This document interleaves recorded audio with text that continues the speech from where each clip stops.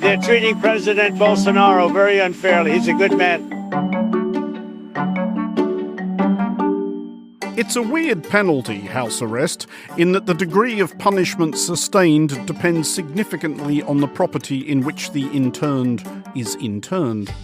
If you are a scofflaw sentenced to house arrest when you live in a tiny flat with mould, mice, screaming children, a whining spouse and a neighbour teaching themselves the bagpipes on YouTube, you might well put your hand up and ask the judge if the local prison is really all that crowded.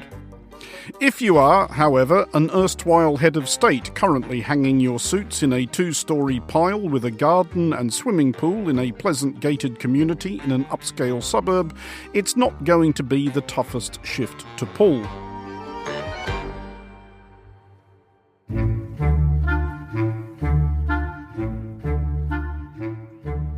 For this and other reasons, the claims on our pity of former President Jair Bolsonaro of Brazil are flimsy, gusting downright rickety.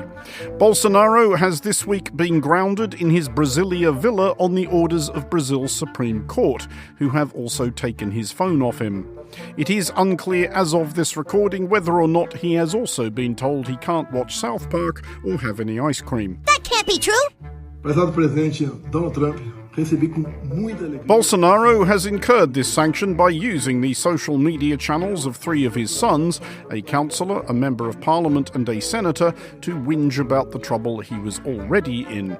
The Supreme Court's chief beak, Justice Alexandre de Moraes, accused Bolsonaro of, quote, encouragement and instigation to attacks against the Supreme Court and blatant support for foreign intervention in the Brazilian judiciary. We will come back to the foreign intervention angle shortly, as it is kind of the point of this explainer, as it turns out that there is at least one person on earth who sympathises with Bolsonaro, you'll never guess who, etc.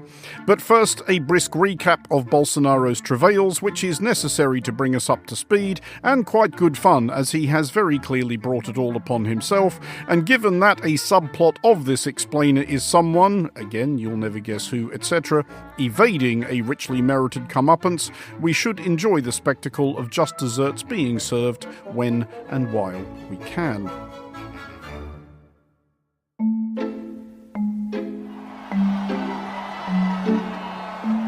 Bolsonaro was elected president of Brazil in 2018 and served from 2019 to 2023. He was, and indeed is, your central casting conservative nationalist populist blowhard, ostentatiously keen on God, country and military, less so on women, gay people, indigenous people, trade unionists, journalists and people who don't vote for him. He ran for re-election in 2022 and lost, extremely narrowly, to the left-wing-ish Luiz Inácio Lula da Silva. Though Bolsonaro did not reject the result as such, nor did he concede gracefully, and he flounced off to Florida for a bit.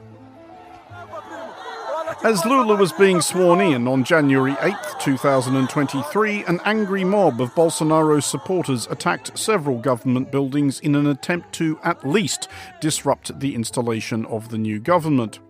Bolsonaro claimed it was nothing to do with him, and indeed damned the events as vandalism, but prosecutors were unconvinced.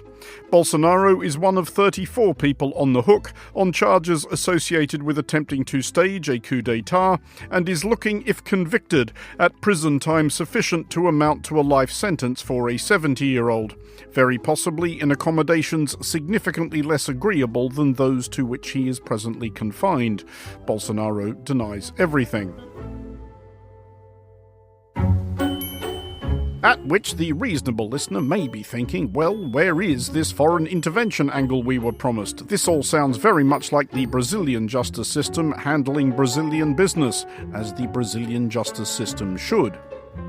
Here is a heavy hint. Think, if you can, of another president, also broadly matching the conservative nationalist populist blowhard description, whose heart may for some reason go out to someone facing the rest of his natural in the clink for inciting a seething rabble to try to overturn an election result. They were peaceful people. These were great people.